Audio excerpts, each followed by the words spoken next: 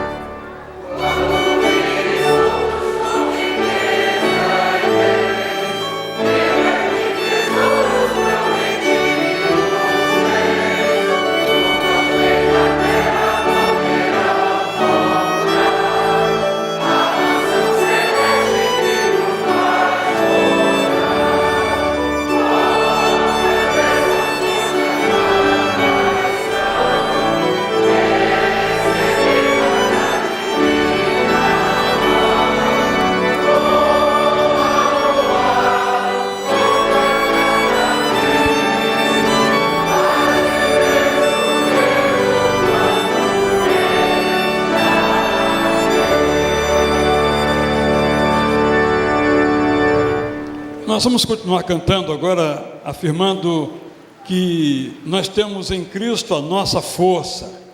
Enquanto nós cantamos Cristo amado, aquele que tem um motivo pessoal ou de alguém, poderá deixar o seu banco, vir aqui ao lado do pastor Roberto Abreu Costa, nosso líder do Ministério de Família, e em seguida ele vai orar por você ou por alguém que você desejou. Se não quiser vir, coloque o seu coração nesse momento. A irmã Alci está aqui com o seu coração dolorido, perdeu o seu marido, ela mesma está bastante enferma, teve que ser socorrida antes de ontem, também precisa das orações, não só agora, mas em outros momentos. Outros que assim desejarem vir, poderão vir em seguida ao canto, o pastor Roberto vai interceder. Senhor.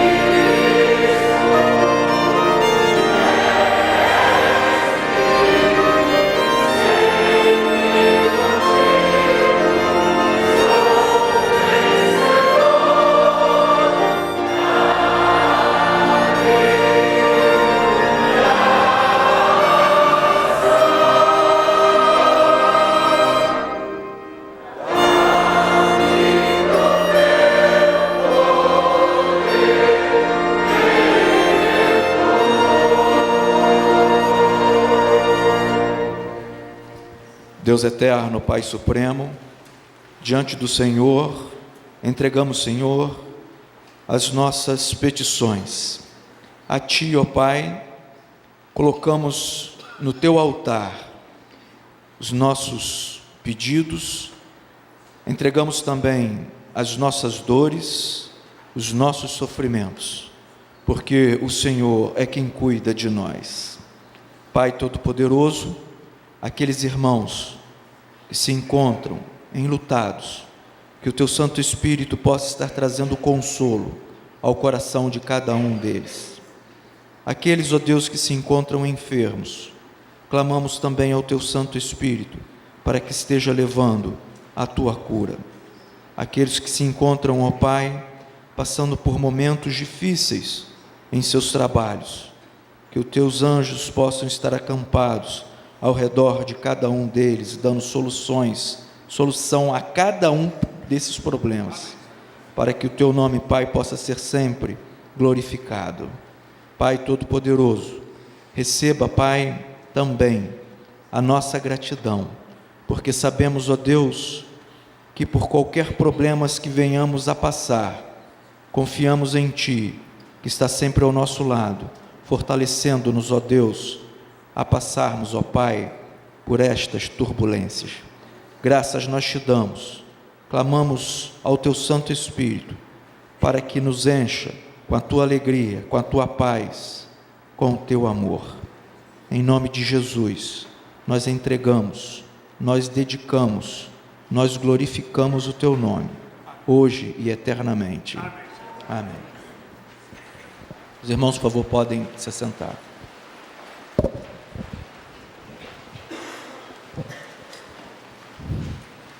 Convido você a abrir a sua Bíblia em Marcos capítulo 14, desde o começo. Há aqui uma história. Depois de a ler, o quarteto vai entoar Feridas.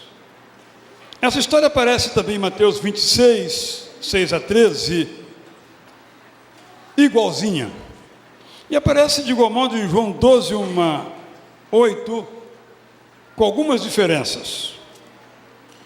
Na história de João, a cena se dá na casa de Lázaro. Na história de Mateus e de Marcos, a história se passa na casa de Simão, o leproso. A explicação, para mim, é bastante simples. Houve 2 episódios. Um, por esta mulher cujo nome não é mencionado, nesse lugar, na casa de Simão, e outro episódio, como houve 2 multiplicações de peixes diferentes, que se dá na casa da família de Lázaro, em momentos diferentes. E cada evangelista registrou um tipo de momento, um tipo de história que tem elementos comuns e elementos diferentes. Eu gostaria que, ao ler essa história, que você já conhece bem, você se perguntasse sobre como você acha que vai ser lembrado no futuro. Faltavam, Marcos 14, 1, apenas 2 dias para a Páscoa e para a festa dos pães sem fermento. Os chefes dos sacerdotes, os mestres da lei, estavam procurando um meio de flagrar Jesus em algum erro e matá-lo, mas diziam, não durante a festa, para que não haja tumulto entre o povo. Estando Jesus em Betânia, a talvez 1 milha ou 2 de Jerusalém, reclinado à mesa na casa de um homem conhecido como Simão o leproso, aproximou-se dele certa mulher, com um frasco de alabastro, contendo um perfume muito caro, feito de nardo puro. Ela quebrou o frasco e derramou o perfume sobre a cabeça de Jesus. Alguns dos presentes começaram a dizer uns aos outros, indignados, por que esse desperdício de perfume? Ele poderia ser vendido por 300 denários, isto é, Um denário correspondia à diária de um trabalhador, seria, digamos, um valor de um ano inteiro de trabalho. E o dinheiro ser dado aos pobres. E então eles a repreendiam severamente. Jesus, porém, disse: deixem-na em paz. Por que a estão perturbando? Ela praticou uma boa ação para comigo, pois os pobres vocês sempre terão com vocês, e poderão ajudá-los sempre que o desejarem, mas a mim vocês nem sempre terão. Ela fez o que pôde, derramou o perfume em meu corpo antecipadamente, preparando-o para o sepultamento. Eu lhes asseguro que onde quer que o Evangelho for anunciado em todo o mundo, como é o caso agora, também o que ela fez será contado em sua memória. Então Judas Iscariotes, um dos 12, dirigiu-se aos chefes dos sacerdotes a fim de lhes entregar Jesus. Quanto anseio encontrar Jesus, quanto anelo ouvir a sua voz, quando enfim a redenção chegar, com ternura vou lhe perguntar: que feridas são estas nas tuas mãos? Que feridas são estas nos pés? São feridas com que fui ferido em casa de amigos meus. Que feridas são estas nas tuas mãos? Que feridas são estas nos pés? São feridas com que fui ferido por te amar até o fim. Quanta dor causei ao meu Jesus, sofrimento amargo lá na cruz, dessa história, desse amor sem igual, não me cansei de perguntar: que feridas são estas nas tuas mãos? Que feridas são estas nos pés? São feridas com que fui ferido em casa de amigos meus. Que feridas são estas nas tuas mãos? Que feridas são estas nos pés? São feridas com que fui ferido por te amar até o fim. Quanta dor causei ao meu Jesus.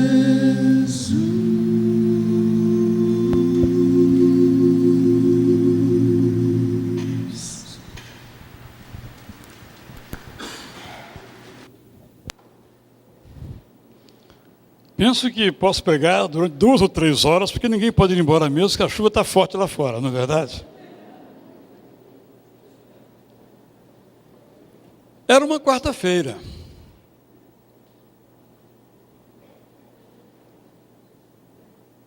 Dois dias antes, depois saberíamos da crucificação de Jesus. E ele estava em Betânia.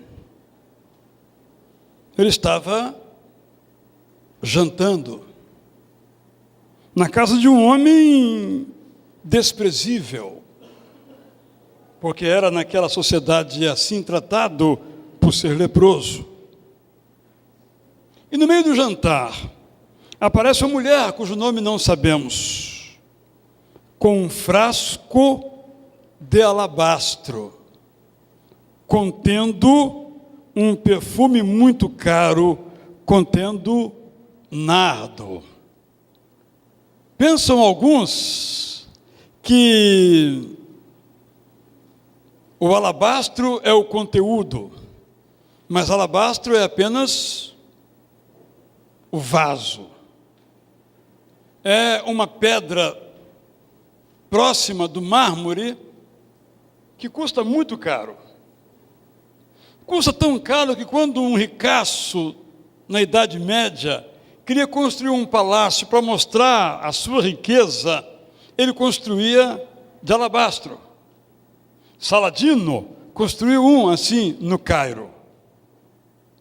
Uma pedra de muito valor, uma pedra de grande beleza, e que também era usada como vaso para perfumes.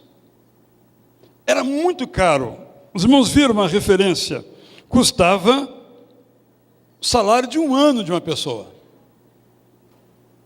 Pensa então no salário médio de alguém, multiplica por 12, você vai ter esse valor.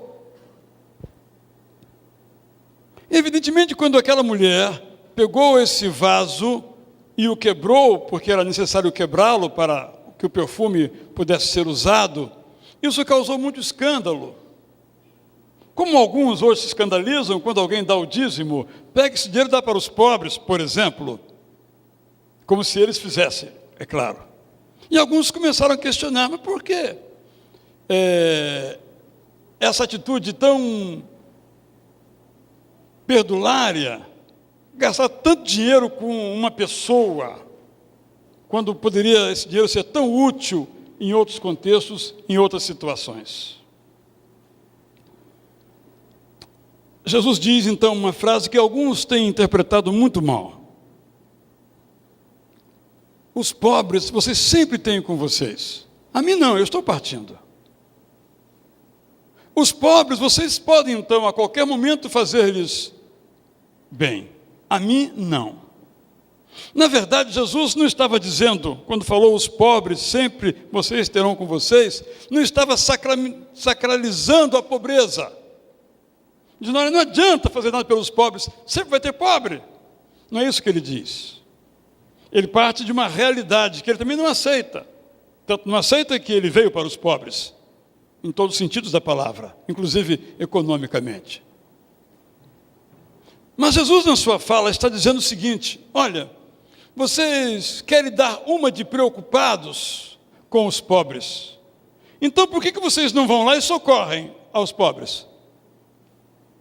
Aqui uma mensagem de ironia de Jesus, porque na verdade aquelas pessoas não estavam preocupadas com os pobres, queriam apenas, como o texto começa, pegar alguma coisa para flagrar Jesus em alguma contradição, em algum erro.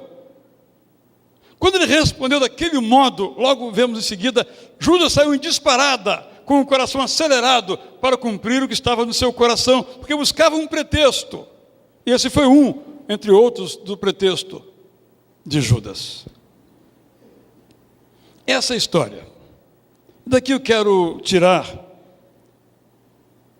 uma pergunta, só uma pergunta. Como você será lembrado? Aquela mulher, disse Jesus, seria lembrado onde quer que o evangelho fosse pregado.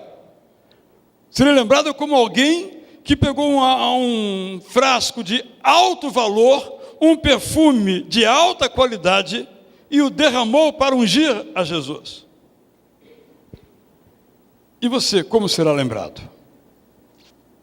Ungir uma pessoa na cultura dessa época, lemos isso no Salmo 23, implicava num gesto de honra. Quando as pessoas vinham da rua, geralmente empoeiradas, desérticas, um escravo lavava os pés deste convidado. E o senhor dessa casa lhe dava à mesa um lugar de honra. E depois vinha com o melhor perfume que tinha e ungia os cabelos passava esse óleo, esse perfume nos cabelos do seu convidado, coisa que Simão não fez. E essa mulher desconhecida, mas honrada até hoje, ela o fez. Então, ela é assim lembrada. Todos nós seremos lembrados. Não é que façamos algo para ser lembrados, mas seremos lembrados pelo que fizemos, pelo que nós não fizemos. Nós sempre seremos lembrados. A pergunta é, claro que é um exercício de imaginação, como nós seremos lembrados? Seremos lembrados como alguém que criou oportunidades para você estudar? Seremos lembrados como alguém que sempre abriu o seu bolso para ajudar um necessitado? Seremos lembrados como alguém que sempre tinha um sorriso nos lábios e uma palavra amiga para nos confortar e fortalecer? Ou seremos lembrados como pessoas que sempre estavam prontas para dar bronca por qualquer coisa, certa ou erradamente? Seremos lembrados por pessoas que sempre que encontrávamos estavam com a cara feia, amarrada, crispada, amargurada, chateada, com raiva da vida? Seremos lembrados como pessoas que nunca pensaram no outro, só em si mesmos, só em nós mesmos? Como seremos lembrados? E aqui nós podemos viajar um pouquinho em nossa infância e ver as pessoas que ainda hoje nós nos lembramos. E como é que nós as lembramos?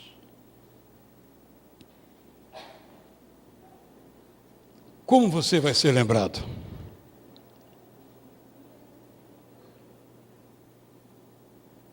Como é que eu serei lembrado? Já disse isso aqui uma vez. Na minha infância, o nosso pastor se chamava Saturnino José Pereira. Lembro-lhe o nome. Sempre de terno escuro.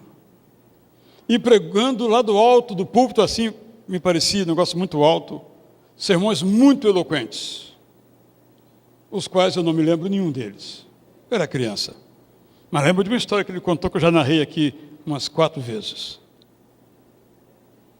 Eu fiquei pensando sobre mim.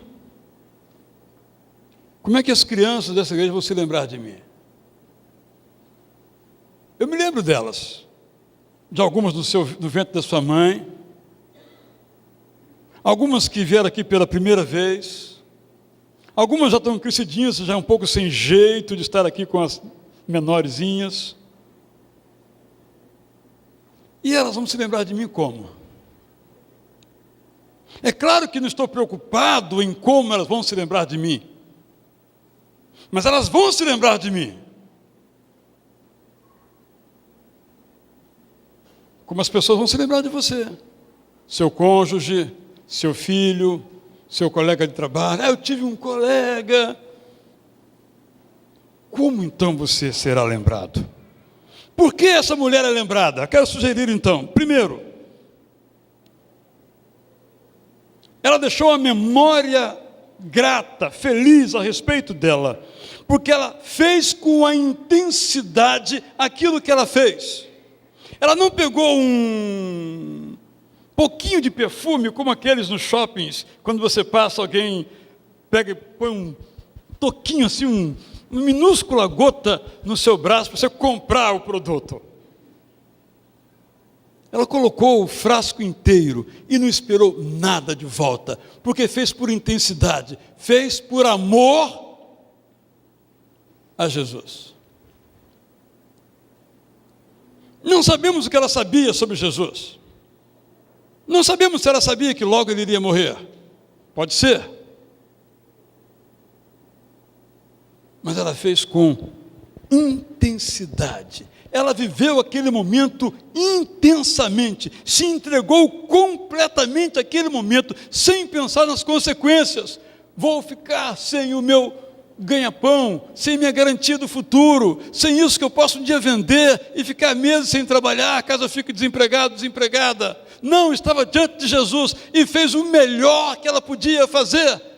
Fica na memória boa das pessoas aquelas que fazem o melhor que elas podem, não o pior, não o burocrático, não o de qualquer jeito, mas o melhor.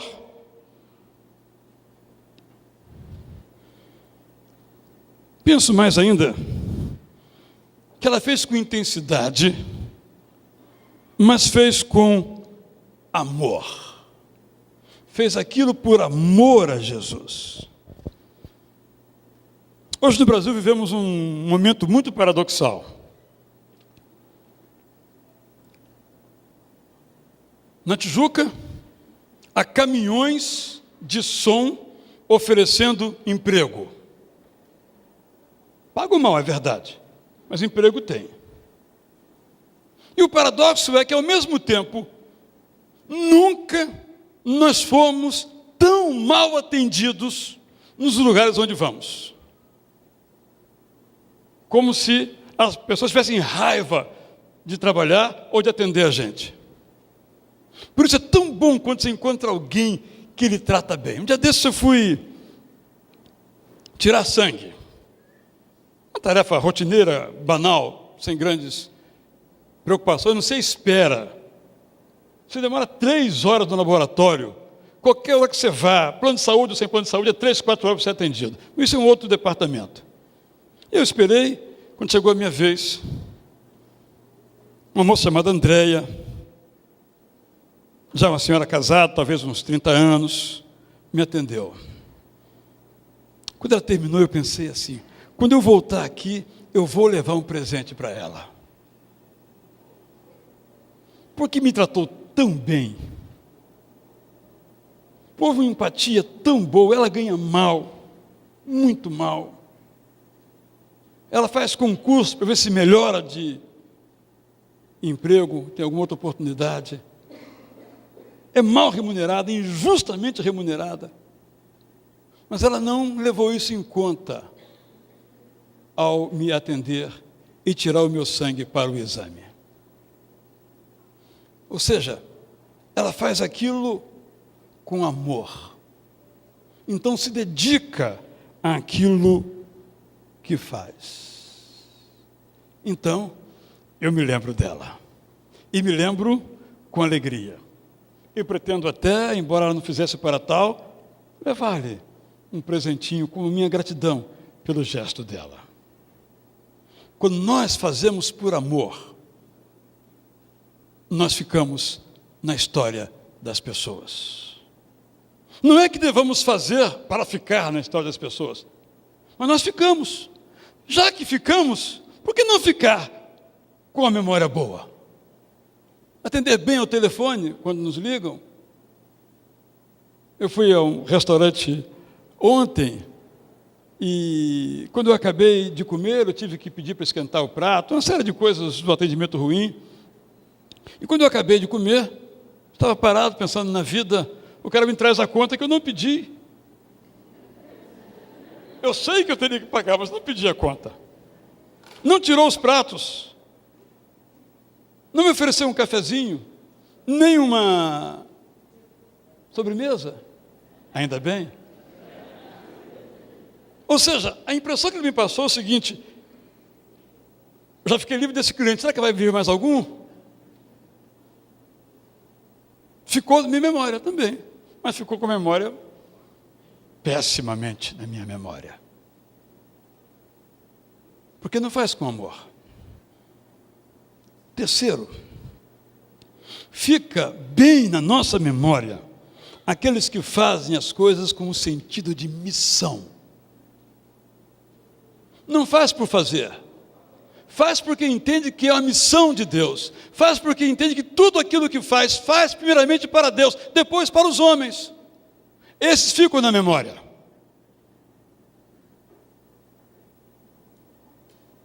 Gostaria que você pensasse nisso. Repito, não gostaria que você fizesse as coisas para ficar na memória, mas você já vai ficar na memória.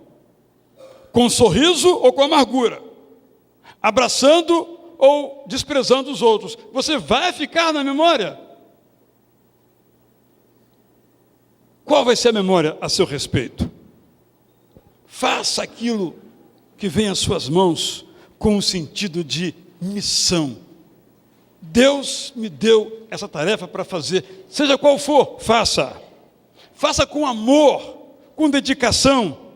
Viva a sua vida com intensidade. E eu quero terminar com uma pergunta. Claro que é uma pergunta da imaginação. E você vai responder também com a imaginação.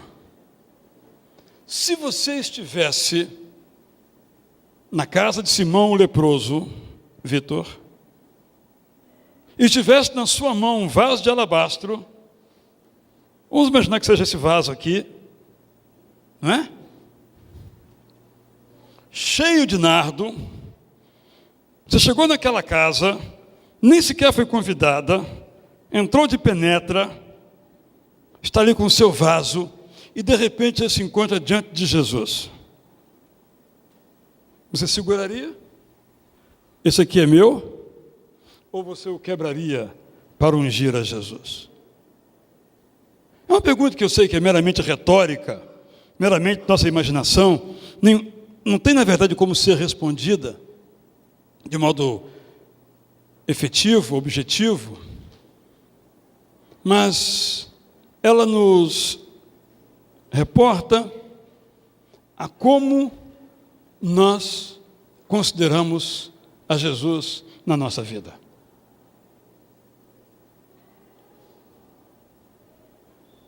Quem de fato é Jesus para nós?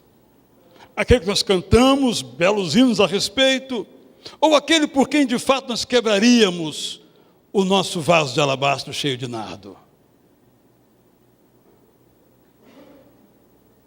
Vamos cantar agora então uma outra música. Enquanto nós a entoamos, eu lhe convido a pensar nisso. Eu, perdido pecador, longe do meu Jesus, já me achava sem vigor, a perecer sem luz, mas Cristo viu o meu estado, me estendeu a mão e conseguiu então me salvar da perdição. Cristo me amou e me livrou. E o meu convite a você, seja você crente já, confessando a Jesus Cristo já, ou você não tendo feito isso ainda, responda a essa pergunta: você ama de fato a Jesus? Pedro foi confrontado por Jesus com essa pergunta: amas-me, Pedro? Tu sabes que eu te amo. 3 perguntas, 3 respostas iguais. E um convite então: cuide das minhas ovelhas. Nós somos Pedro. E se você não confessou ainda Jesus como Senhor e Salvador, Ele pergunta: você me ama? Se você me ama, então, aceite o meu sacrifício, a graça que eu lhe trouxe na cruz, para uma vida nova viver.